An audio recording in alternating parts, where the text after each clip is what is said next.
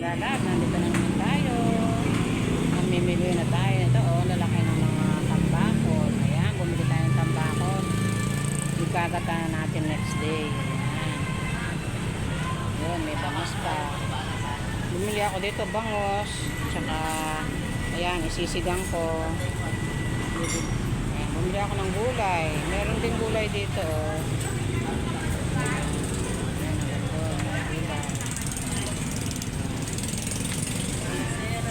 Dito ako sa highway sa Merla, sa Luma. Ayan, Araya.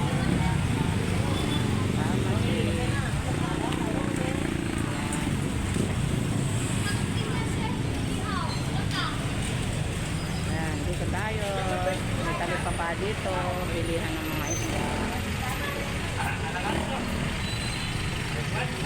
Next tayo. Puntang Kabiao.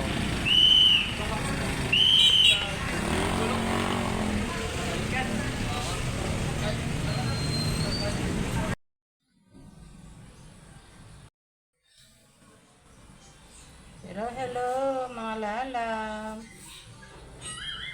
Today is Saturday. Ayan. Saturday ng mga lalam. Kumusta na kayo? Ayan, magandang panahon ngayon na hindi siya masyadong mainit. Ayan.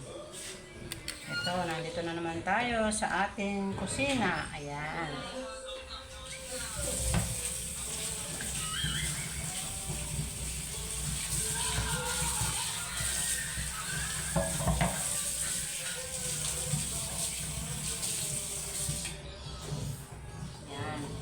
Nakapamalengke ako kanina mga lalab. Ito yung ating lulutuin mga lalab. Ayan, namiss namin ang bulanglang na bangos. Ayan. Ito, magbubulang lang tayo mga lalab. Siyempre, hindi nawawala yung ating sili, yung okra, yung ating mustasa. Ayan. Ang daming gulay mga lalab. Alam nyo naman, gulay is life. Ayan. Ito, nagpapakulo na tayo ng kamatis. Ayan, may kamatis tayo dito mga lalab. Ayan. Masarap ang pabula-bulang lang muna mga lalab para iwas cholesterol. Lalo na yung mga may mga cholesterol. Magbulang lang muna kayo ng mga isda mga lalab. Ayan. Ganda ng nabili kong isda. Fresh from the farm. Ayan.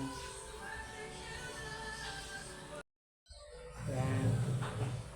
Alam nyo naman, pag sinabing dagupan na bangos, ayan.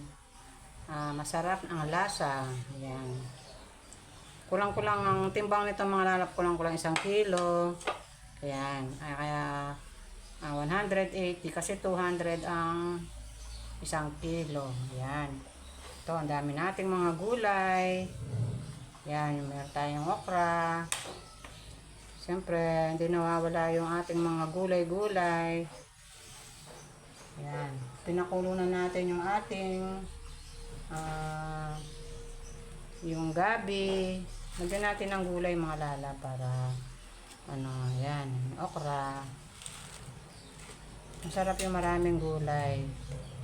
Alam niyo naman, sa gulay lang, ulam na. Sob ka na sa gulay lang. Yan. At lalagyan natin to ng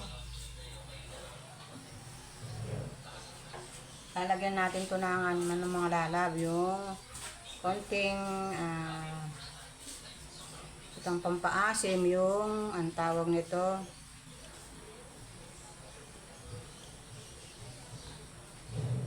kamyas. Ayan, kamyas. Lagyan natin ng kamyas mga lala para kasi mga anak ko day off nila ngayon, gusto nila sa star na sigang, gusto nila yung medyo maasim. Ayan. Kaya ito, binulang lang ko muna, hindi ko na siya iginisa. Ayan, kaya nga bulang lang ang tawag kasi hindi na natin siya ginisa. Ayan.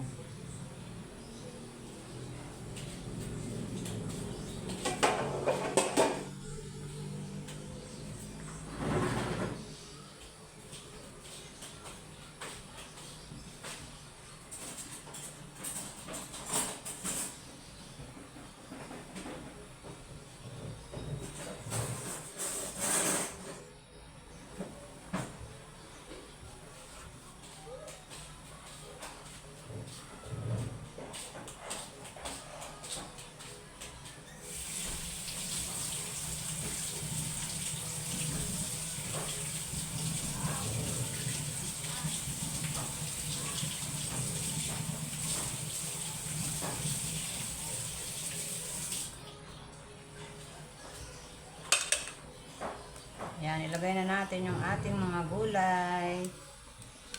Ayan. Kaya unahin muna natin itong ating bangos mga lalab para maluto siya ng gusto. Ayan. Lalagay na natin yung ating bangos. Ayan.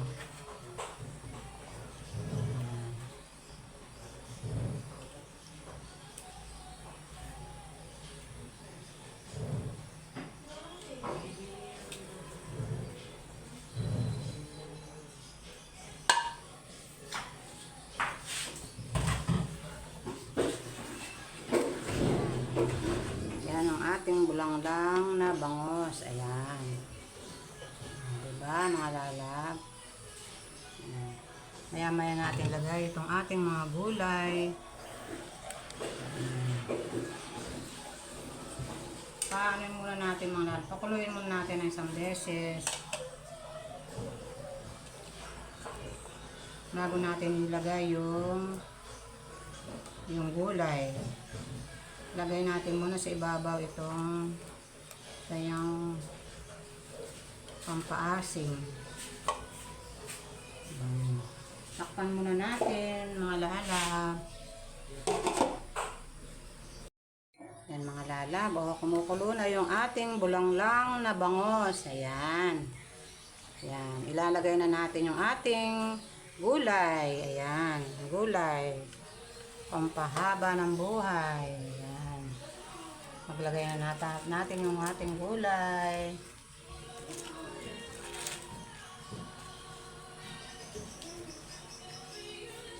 Diba mga lalab? Ang daming gulay, oh. Mura nga ng mga gulay mga lalab. Sa palengke. Basta ano lang, yung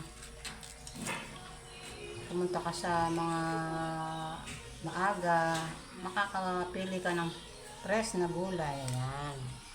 O, diba mga lalab? Punong-puno ang ating kawali. Ayan. Takpan muna natin ng maluto ang ating gulay. Ayan. Tsaka na natin timplahan kung ano pa ang kulang. Ayan. Ayan. Ayan ang ating sinigang bulanglang na bangos. Ayan. O, kayo mga lalab, anong mga ulam-ulam niyo dyan?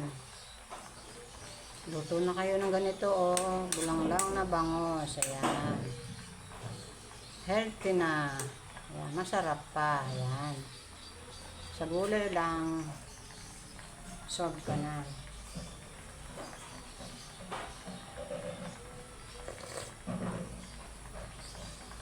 Sarap.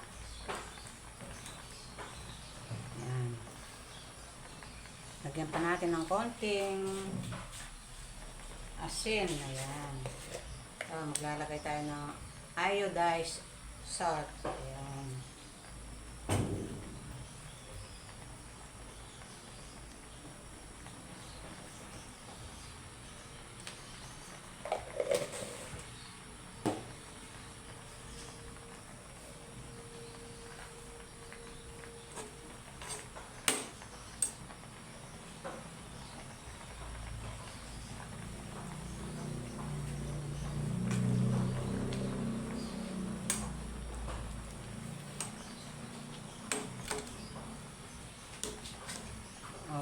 Magluto na kayo ito mga lalabo. Walang oil, walang mantika na para hindi naman maragdagan yung anyong mga cholesterol. Ayan. Sana mga lalab later ha.